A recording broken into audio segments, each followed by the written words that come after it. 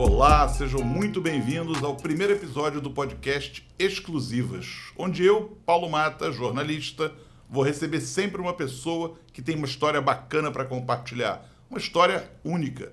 E o meu primeiro convidado é meu irmão, sócio, necessariamente nessa ordem, Duda Stern. Duda, bem-vindo, cara. Obrigado por aceitar o convite e bora compartilhar aí tanta coisa que você tem para contar. Obrigado, Paulo. Muito feliz de estar aqui. Bacana. Duda, vamos fazer uma cronologia reversa aí, né? Vamos pegar uma linha do tempo. Você estudou engenharia, você se graduou em engenharia na PUC e começou a tua vida corporativa em grandes empresas. Você vai poder contar isso, mas você caiu para a comunicação desde sempre. Acho que isso sempre estava no teu DNA. Explica um pouquinho esses caminhos e descaminhos. Paulo, eu sempre fui muito nerd, você sabe disso. Sempre gostei muito de matemática, de lógica, de entender o que está por trás do funcionamento de tudo. E isso me levou para a engenharia. Foi um caminho natural.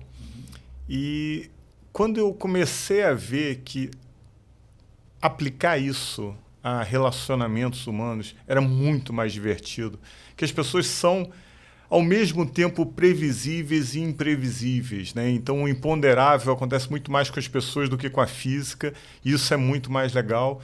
E além disso, quando eu estava na faculdade, eu comecei com uma crise existencial de pensar qual vai ser o meu impacto, né? O que eu vou transformar, o que eu vou mudar. E eu, até por influência do meu irmão, que já era jornalista, né? Pois é, você conhece bem, eu comecei a pensar no impacto que a comunicação tem nas nossas vidas. Então, se eu queria fazer alguma coisa que mudasse o rumo das pessoas e das empresas, comunicação era o melhor caminho. Então, eu comecei aí já entrando, né, agora na ordem certa, eu comecei na Shell, numa vaga que era de engenharia, mas no fundo já era suporte a marketing. E aí passei por todas as áreas de comunicação e marketing, promoções, ponto de venda, lançamento de uma marca mundial de conveniência. Né? Eu tenho um orgulho de dizer que a gente ajudou a criar um novo estilo de vida no Brasil, que as pessoas não sabiam o que era viver a vida 24 horas, que foi a nossa campanha. E isso... Como era o nome da empresa? A empresa era Shell. Não, mas a bandeira que vocês criaram era Select? Select era a marca mundial das lojas de conveniência. E a gente, inclusive, queria segurar as marcas nacionais, mas a gente viu que não fazia sentido, né? Até porque Select poderia ser anunciado na Fórmula 1, né? Você teria um alcance muito maior. E aí depois, em 99, eu já querendo novamente, pensando em impacto, pensando que por mais que eu fizesse na Shell, eu queria sentir mais, né, o resultado das minhas ações, eu resolvi me juntar a você, né? Entrei na RPM em 99 e isso foi uma decisão para mim, não poderia ter sido mais acertada. Eu não teria alcançado o que eu alcancei até hoje se eu continuasse fazendo a mesma coisa lá. Ô, Duda, e por falar em alcance, né? Você diz que a RPM te permitiu alcançar objetivos, propósito que você tinha. Vamos falar, na verdade, a entrada na comunicação. E aí, hoje, você é sócio na RPM Comunicação, uma empresa de comunicação, como o nome diz, uma assessoria de imprensa como core business durante muito tempo, e na 42 Lab, a nossa nova empreitada, podcast, audiovisual, com o Márcio Moreira, Marcelo Alves. Então, o que você alcançou, cara, ao longo desses 20 anos aí, já lá se vão 20 anos? O que você alcançou? Paulo, em primeiro lugar, eu tenho um maior orgulho de ter participado da história de praticamente 500 marcas, né? Então, o trabalho que a gente fez de comunicação corporativa e também de comunicação de marca pessoal, ele, para mim, é incrível, né? Além disso, eu me encantei por produção editorial. Então, livros, documentários, revistas de banca, né? Projetos que eu nunca imaginei que eu pudesse fazer. E eu me joguei e fui muito feliz. Então, eu olhando para a realização, né? A palavra impacto, para mim, ela tem sempre muito a ver, né? Então, eu sempre... A minha principal régua é impacto. Então, quantas empresas nós impactamos ao longo desse tempo, quantas pessoas nós conseguimos transformar pela comunicação. E hoje eu estou muito feliz com um desafio que eu tinha, que era inventar novos modelos. Para mim, nós temos um olhar muito específico, cada um de nós tem uma lente específica. Eu falo que essa lente é multifocal e você vai colocando camadas novas à medida que o tempo vai passando, que as tuas experiências, né, te entregam uma nova consciência, uma nova visão, um novo olhar. E eu sempre falei que eu não trabalhava com engenharia, mas no fundo o que eu sempre fiz foi aplicar a engenharia na comunicação. E hoje eu percebo que muitas das ideias que eu tinha estão gerando um resultado bastante sólido para os clientes e estão me deixando bastante animado com modelos e formas de acessar a inteligência individual das pessoas e a inteligência coletiva. Tem uma coisa engraçada quando você fala, engenharia aplicada à comunicação. Nós cansamos de nos apresentar um pouco como o Eduardo é o planner, o Duda é o planner, o Paulo é o doer, ou alguma coisa por aí. E aí você falou, en passant, de um produto que a gente teve, no qual você foi absolutamente crucial, que foi a revista do Vasco. Lá se vão também muitos anos. Eu tive que sair para ser chefe de imprensa do Mundial de Clubes, indicado pelo Lédio Carmona, que declinou do convite, tinha sido nosso sócio na RPM Esportiva. E aí, de repente, eu saí quando a gente tinha uma revista importantíssima para fechar, do Mundial. E você sempre segurou muito a revista na unha. Quer dizer, esse teu apreço por produção de conteúdo. E uma história curiosa que eu já compartilhei com o filho, um dos filhos dele. Você tinha uma relação muito boa com o Eurico Miranda, que era uma pessoa difícil, foi uma pessoa muito temperamental, muito cheio de si, né? E eu lembro que para você funcionava. Lembra um dia? Eu queria que você descrevesse aquele dia que você gastou perto da barreira do Vasco. Como é que foi isso? Respondendo primeiro a forma como ele sempre me tratou, né? Ele era gentilíssimo e tem uma questão interessante, né? A gente já aprovou, se a gente contabilizar, eu não sei quantas milhares de reportagens ao longo da vida, reportagem, textos e vídeos e tudo mais, ao longo da vida a gente já aprovou. E ali eu percebi que era muito mais fácil ter a aprovação do rei do que dos seus prepostos, né? Então, quando eu ia aprovar com alguém que falava em nome do Dr. Eurico, era assim, não, essa vírgula o Dr. Eurico não vai gostar, essa foto ele não vai aprovar. Muda, incrível, né? Muda totalmente essa reportagem porque ele não vai gostar. E ele não, ele só queria o equilíbrio entre o futebol e o esporte amador e tal.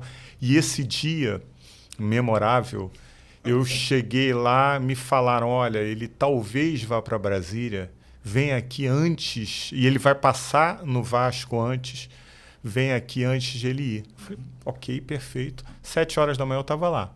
E pensando, daqui a pouco ele chega, nada dele chegar. 9, 10 horas, nada.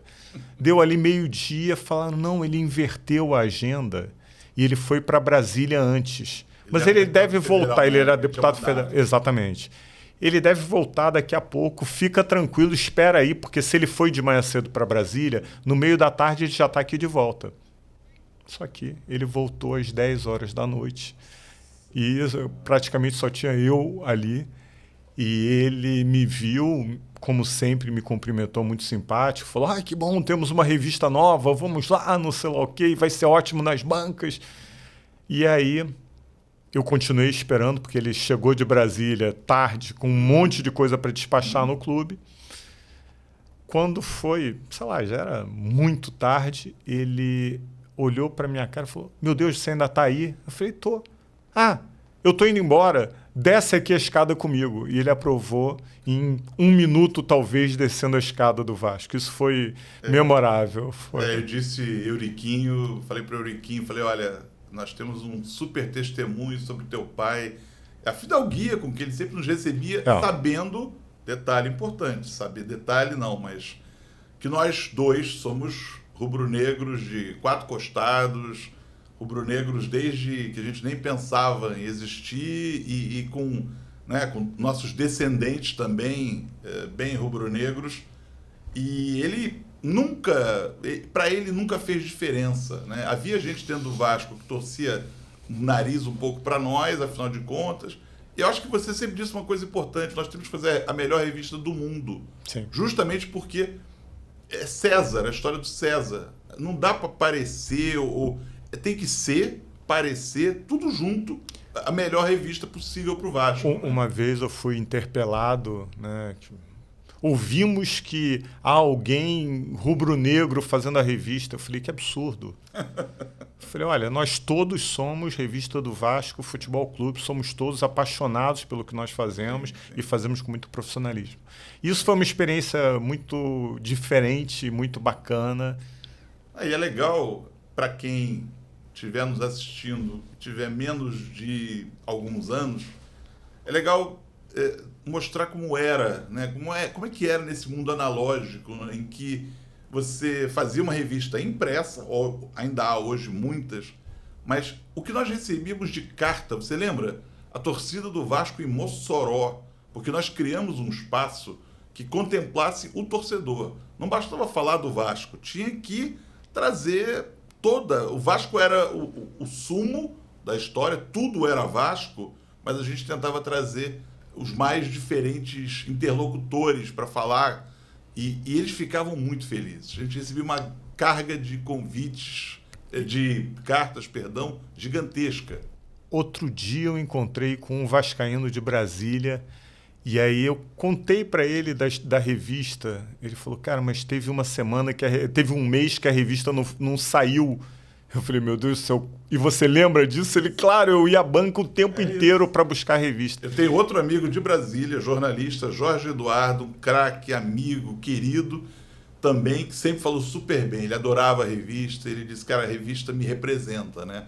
Então, saindo disso, para falar do alcance, então vamos lá, você, com produção editorial, com comunicação, você tocou pessoas, você as permitiu chegar aonde elas quisessem chegar, empresas, né?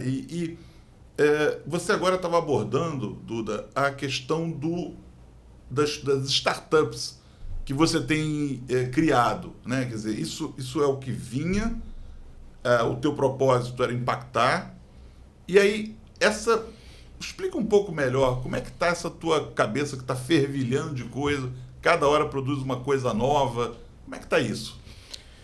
Cara, tá bem, tá bem. De vez em quando sobra um tempo para dormir, mas isso é um detalhe. Para quem curte acordar às 4h30 da manhã, isso não é um mistério. Um detalhe importante. Isso não é linguagem figurativa. Ele acorda, às vezes acorda às 3 da manhã e acordei, vou para a sala trabalhar e feito, né? Os irmãos são bastante diferentes.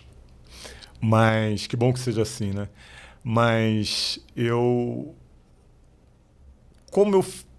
tempo inteiro fico pensando por que funciona, por que não funciona, o que conecta ou desconecta, onde é que as pessoas travam, o que as impede de ir mais longe. E aí há algum tempo, isso já faz algum tempo, eu comecei a pensar no lifelong learning, que é um conceito sensacional de você não, você entender que a tua capacidade de aprendizagem, ela é para a vida inteira. O que você aprende no colégio é muito pouco perto do que você aprende com a vida no dia a dia, né? E aí eu me dei conta que nós colocamos muito mais conhecimento para dentro do que temos a capacidade de colocar para fora. Então, eu criei o Lifelong Sharing, que é um movimento no sentido de ajudar as pessoas a reduzir essa distância enorme que existe entre o que elas sabem, fazem, têm a dizer, têm a compartilhar, e o que de fato elas conseguem transmitir. Da saída. Exatamente. E aí, dessa iniciativa, surgiu uma outra que é pitching. Eu aprendi com a Clarissa Biolchini, que é uma pessoa genial de design de serviço, para mim uma das mais incríveis do Brasil.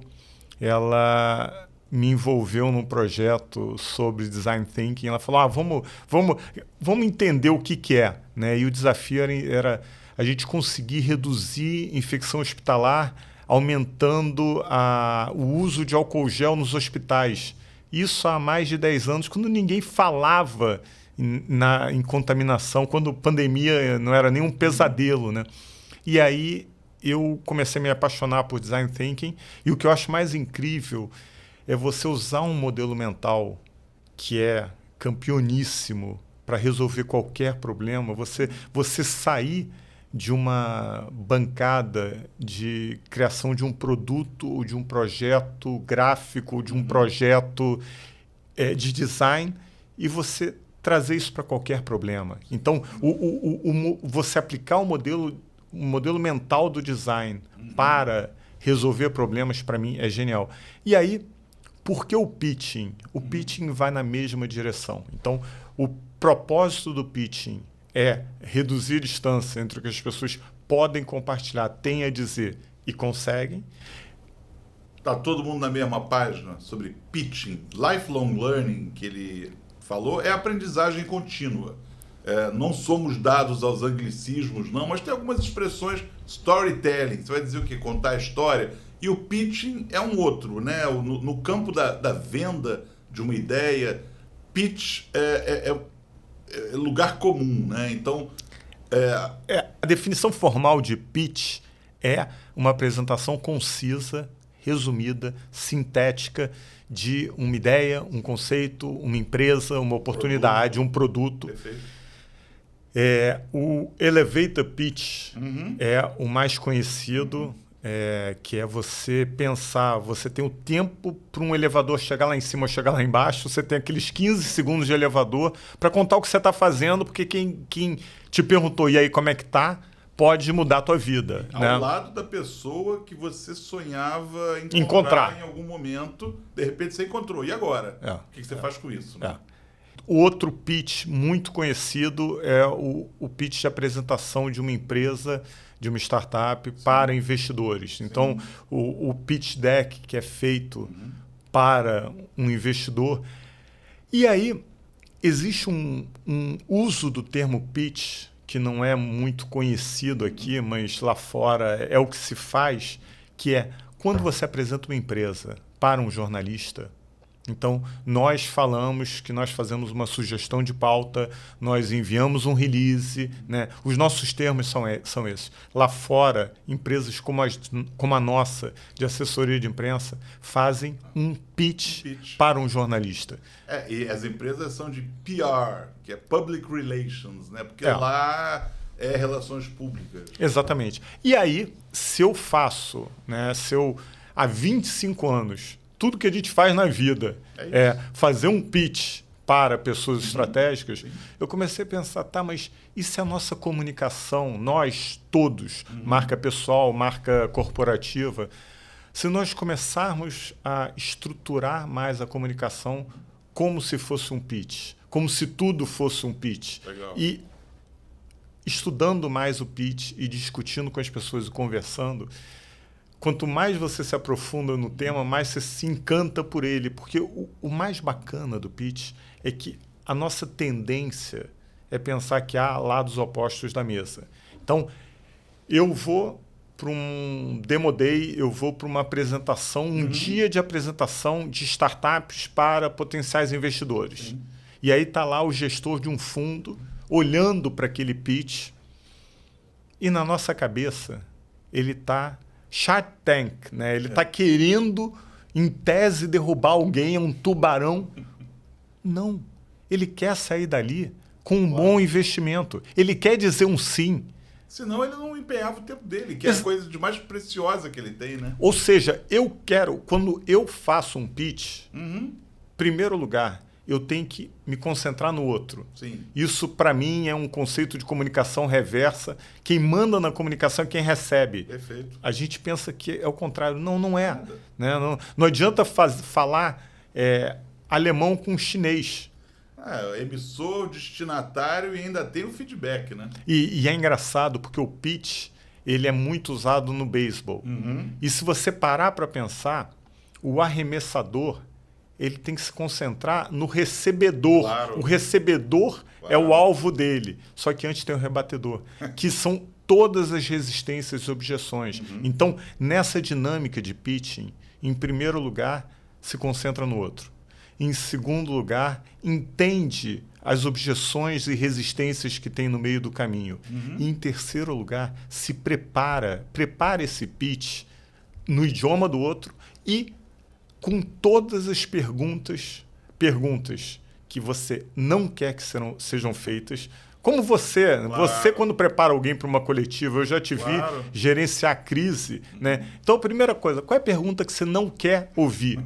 Porque é para ela que você tem que estar preparado. E normalmente é a que vem. É a que vem e é pior, é Murphy, né? Murphy é jornalista. Total. Então, Murphy é jornalista em coletivo e no meio de uma crise. Sim. Então, tem as perguntas que você não quer que sejam feitas, e aí você tem que estar preparado. Tem as perguntas que você gostaria que fossem feitas, são as escadas, né? E tem as perguntas que você vai fazer.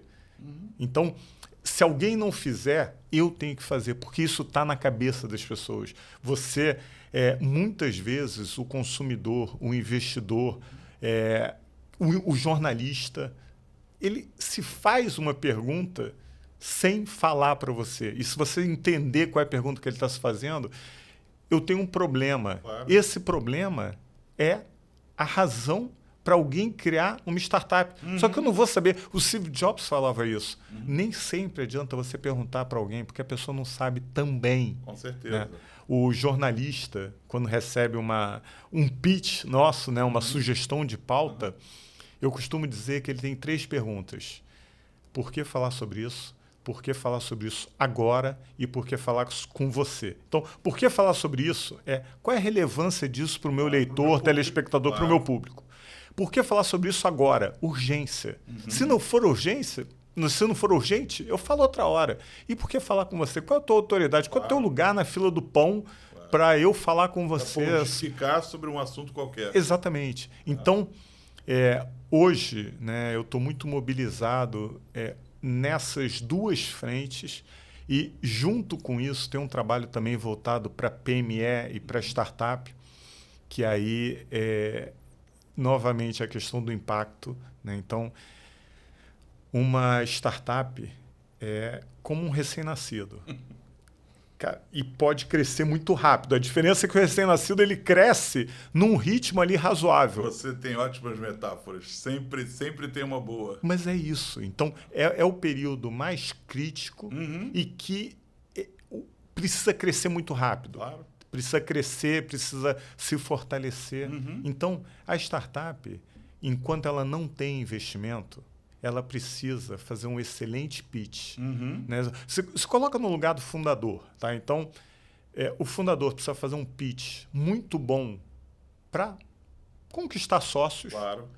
Depois, os primeiros colaboradores, os primeiros clientes, os primeiros investidores e tudo isso.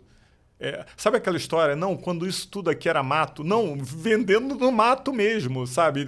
Só mato, é tudo pitch. É tudo uma promessa futura. Você lembra o Carlos Carvalho, da Carvalho Hoskin, genial empreendedor, um homem visionário. que dizia que falava em península. Sim. E era um charco, era um pantanal que pertencia a ele. E o pitch dele para todo mundo, ele falava em barra. Ele já era um empreendedor, empresário consolidado, mas ele falava muito nisso.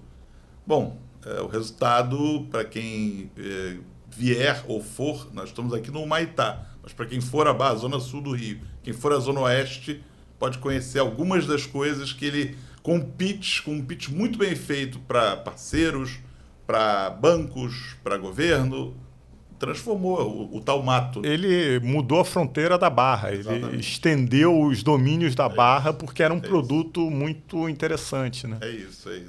E aí, bom, então vamos lá. Alguns produtos. Você está falando de pitching. O podcast a gente está aqui numa ferramenta. Isso é uma ferramenta de comunicação que nós entendemos ser muito potente, né? Cada vez mais pessoas consomem, seja esse formato mesa-cast, seja formato inicial, áudio, né? Nas plataformas e tudo mais. Como é que você enxerga o podcast dentro desse combo de pitching, de formação de imagem? Como é que você enxerga isso aqui? Paulo, eu tenho uma visão diferente das coisas, porque eu olho pelo outro lado, né? É a parte positiva e a parte negativa de ver o mundo como engenheiro, né? Na minha cabeça, né, eu sempre ouvi que jornalistas contam histórias. E na minha cabeça, a parte mais incrível de um jornalista é saber extrair histórias das pessoas. Né? Então, tem uma frase que eu ouvi num treinamento que o rótulo não tem a capacidade o líquido não tem a capacidade de enxergar seu próprio rótulo, alguém precisa vir de fora e fazer isso. Boa. E aí, as pessoas, né, têm histórias incríveis para compartilhar e elas não acreditam nisso. E eu digo isso de cadeira, né, porque do impostor. Impostores, crenças limitantes, não importa como se chame, né, mas existem. Vou contar uma historinha rápida de um modelo que eu adoro, que é o modelo de Harvard, que é o sem noção, o arquiteto, o carpinteiro e o juiz. Então, é um modelo para produção de conteúdo corporativo, escrita ou em outra plataforma, mas eu acredito que sempre passa primeiro pela escrita, primeiro por um roteiro. Se você não organizar as ideias no improviso, não vai, né? Você vai perder muita coisa. Então, ok, eu tenho algo a dizer. Tá. O Sem Noção, ele é o primeiro personagem que você tem que vestir e você tem que entender, imaginar, acreditar que você é ele e que o teu desafio é reunir informações, referências, ideias, tudo que você puder, de uma maneira sem trava, sem noção, sem crítica. Então, o que a gente faz normalmente nessa hora, a gente já começa a julgar. Não, peraí, por que eu vou separar esse conteúdo? Por que eu vou pensar nisso? Por que eu vou escrever aquilo? Não, escreve sem noção.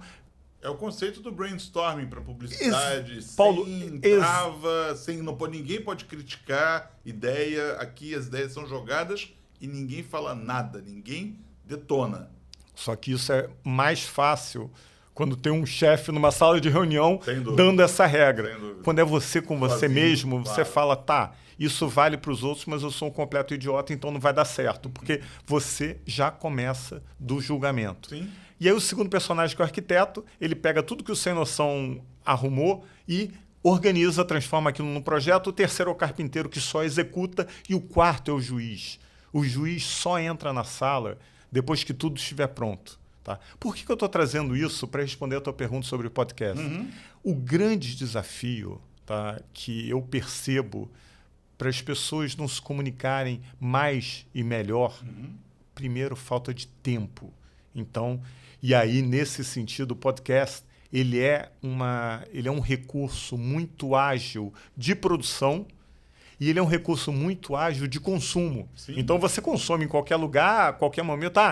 Tem vídeo, mas eu só quero áudio. Ok, ouve no Spotify ou em qualquer plataforma. Né? Qualquer velocidade. Não precisa... Isso aqui que vocês estão assistindo, podem botar no 1.5x, né? Não vai ter problema, vocês vão entender a gente ainda. Eu treinei para uma maratona ouvindo audiolivros com velocidade 1.7. Era o máximo que o meu inglês, minha compreensão do inglês permitia, e eu não me sentia totalmente perdido, né? Mas enfim, voltando.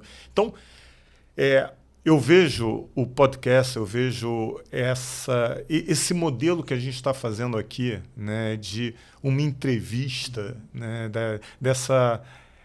desse movimento de compreensão do que você tem a dizer. Né? Eu acho isso incrível. E as pessoas... Eu tenho conversado muito com as pessoas sobre podcast, né? E o Brasil é o segundo país com o maior consumo de podcast no mundo. Talvez produção também. Sim. Eu não tenho certeza, mas eu lembro de um índice que eu vi recentemente. Você está falando de consumo fato. Podem perguntar nas suas casas quem nunca consumiu um podcast, qualquer que fosse, em qualquer plataforma. É difícil hoje em dia encontrar. Agora, a produção, e está sendo cada vez mais bem feita, Sim. não é obrigatoriamente feita num estúdio bacana como esse aqui. Não há essa demanda. Eu mesmo, durante a pandemia, gravei, você lembra, quase 400 episódios de podcasts para clientes que eu criei no momento em que eu sabia que eu tinha público em casa. Então, peraí, eu tenho essa turma toda em casa e sem poder sair, sem poder interagir, o que eu vou fazer? Eu vou oferecer entretenimento, informação para eles. Sim. E assim a coisa ia. E aí, o que eu acho mais bacana do podcast, na verdade, o que eu acho mais bacana é da voz, tá?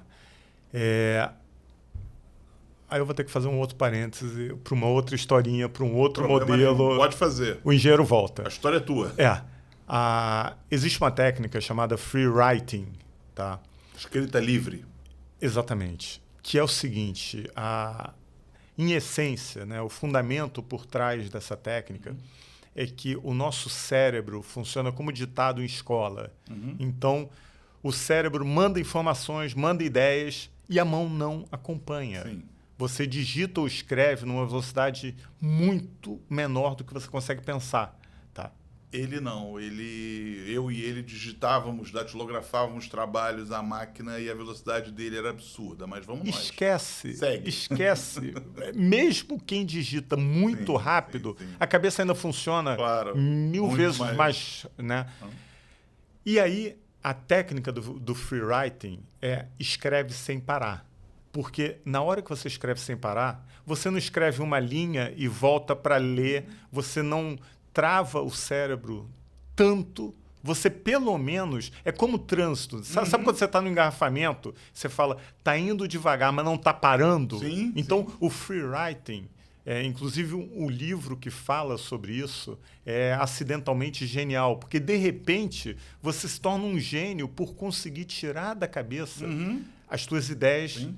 Como as outras pessoas não conseguem, por quê? Porque elas se travam, porque... Né? Aquela história do juiz. Então, o juiz, ele entra na primeira linha em cena. Né? E o free writing não permite isso. E aí, eu falei, tá, mas existe alguma coisa mais eficiente do que digitar ou escrever? Sim, falar.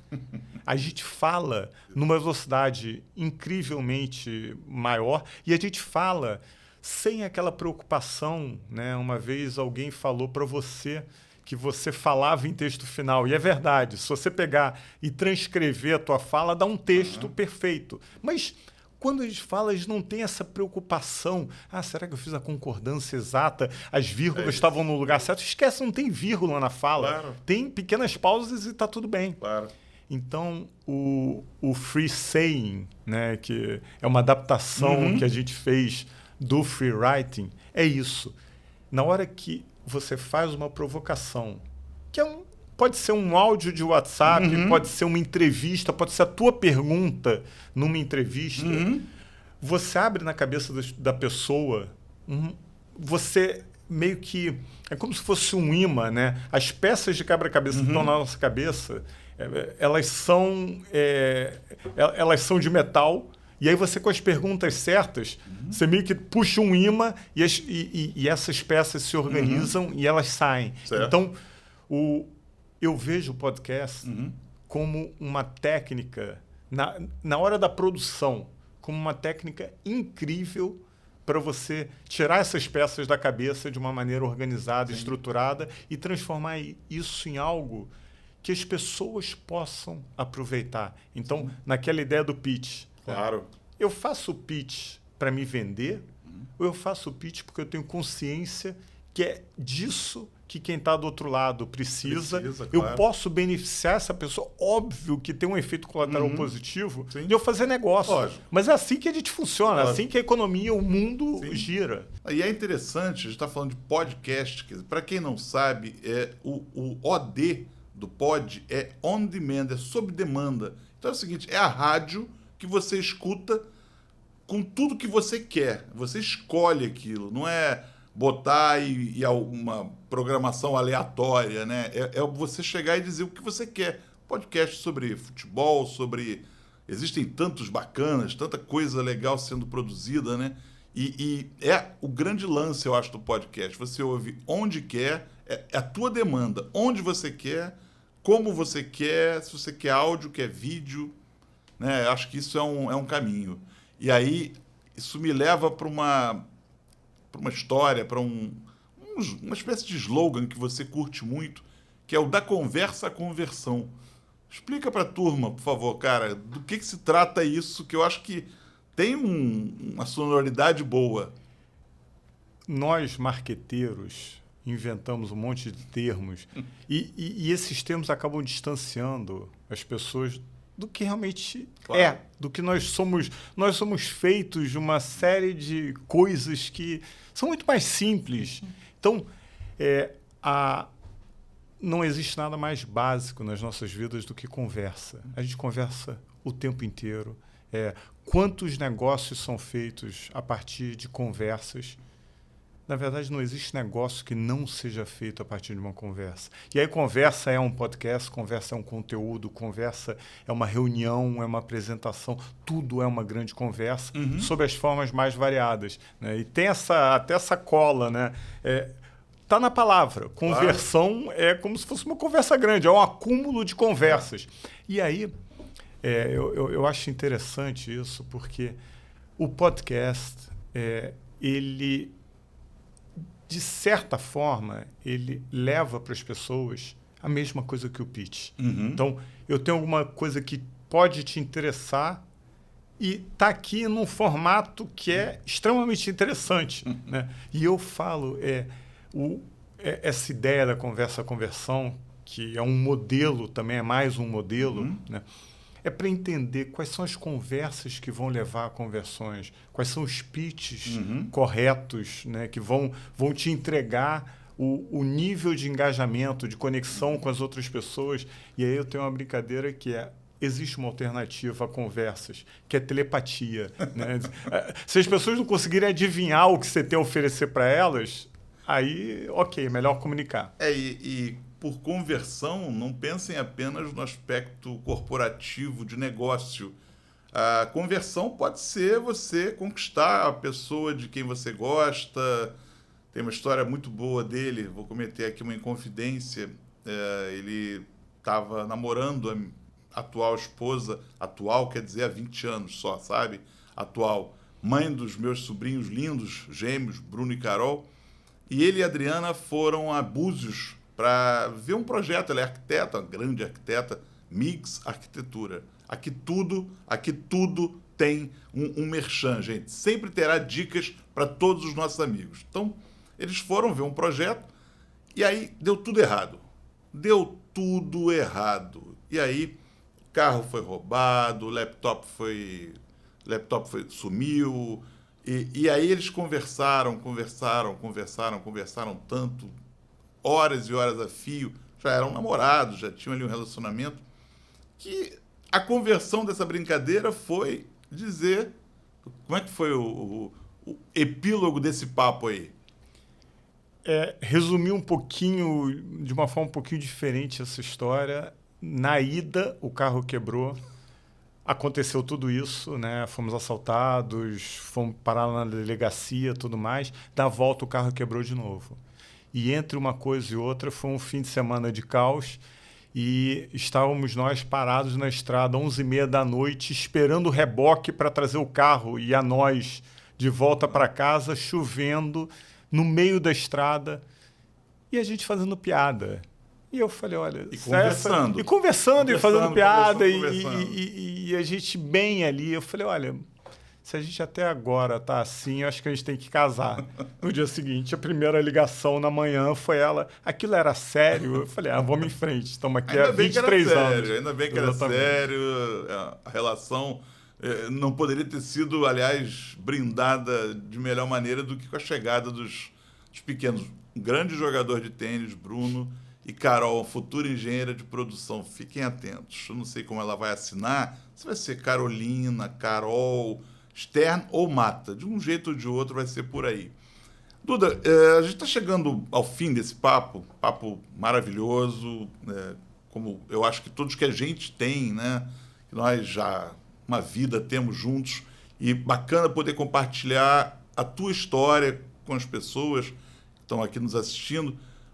Do que a gente não falou? O que você gostaria de dizer que ainda não foi dito?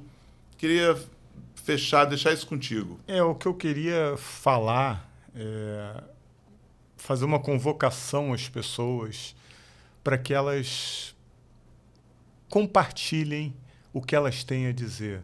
Né? Esqueçam um pouco a crítica, né? Deixem o juiz de fora.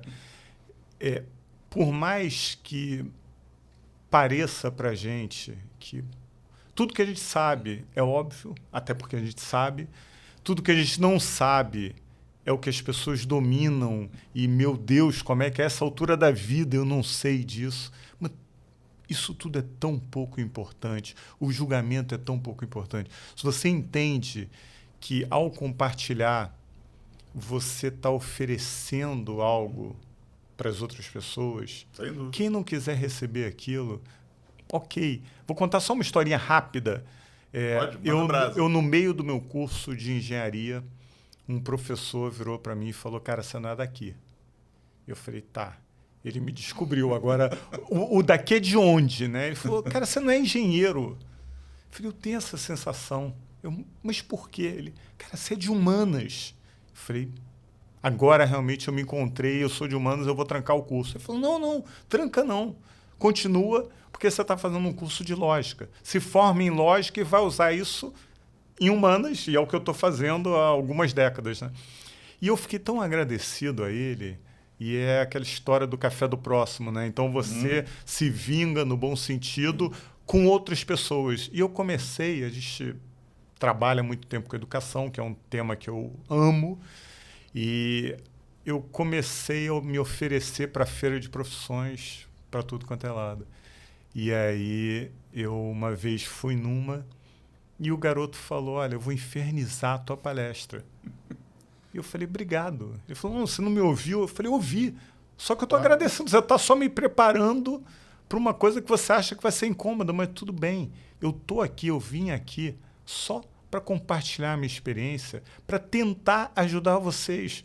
Se você entende que isso não vai ajudar, nem precisa assistir, não tem lista de presença. Né? E acabou que ele foi o mais ativo depois, me perguntando, querendo saber, enfim. Então, eu acho que a minha mensagem de encerramento é esquece o juiz, deixa o doidinho sem noção ocupar o espaço, se organiza, se estrutura, mas eu tenho certeza, e aí eu vejo no Exclusivas um espaço muito bacana para isso, falando da minha experiência pessoal aqui hoje. Eu cheguei aqui sem ter a clareza sobre o que você ia perguntar, como é que eu ia me sair, o que eu ia falar, será que eu vou errar, será que eu vou acertar?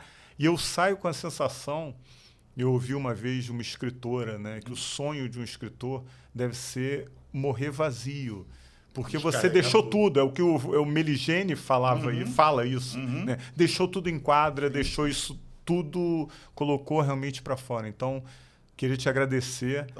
Foi uma experiência muito gostosa. Para mim também, como eu disse no início, né, são histórias únicas.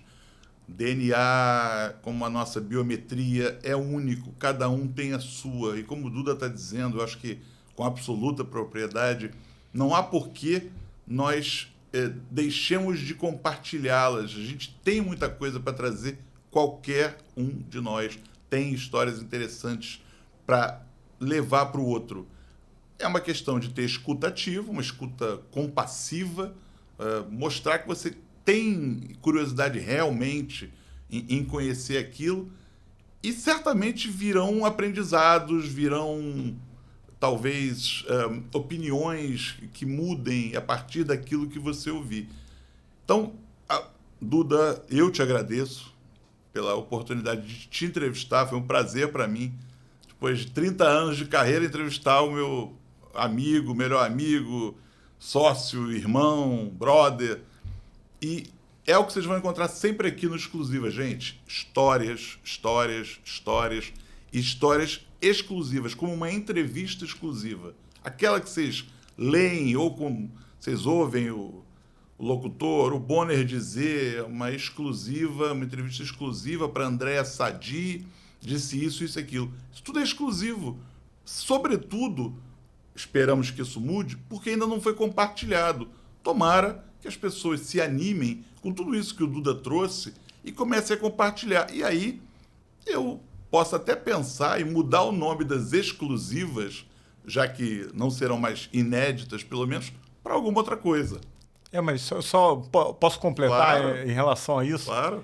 É interessante porque até numa estratégia de assessoria de imprensa, você dá uma exclusiva primeiro, a partir do momento que aquela informação é compartilhada, deixa de ser exclusiva, e aí domínio público, qualquer um que quiser falar pode falar. Então, isso é uma provocação interessante para exclusivas, que ao trazer, quando eu trago a minha experiência, que é exclusiva, como você falou, a minha digital, a minha DNA, o meu DNA, a minha íris, né? Tudo que eu tenho de único, e eu compartilho aqui, talvez isso seja um bom ponto de partida para deixar de ser exclusivo. Sensacional, adorei. É isso. Turma, obrigado pela audiência, pela assistência até aqui. Bora pro próximo. Um abraço. Duda, obrigado. Eu que agradeço.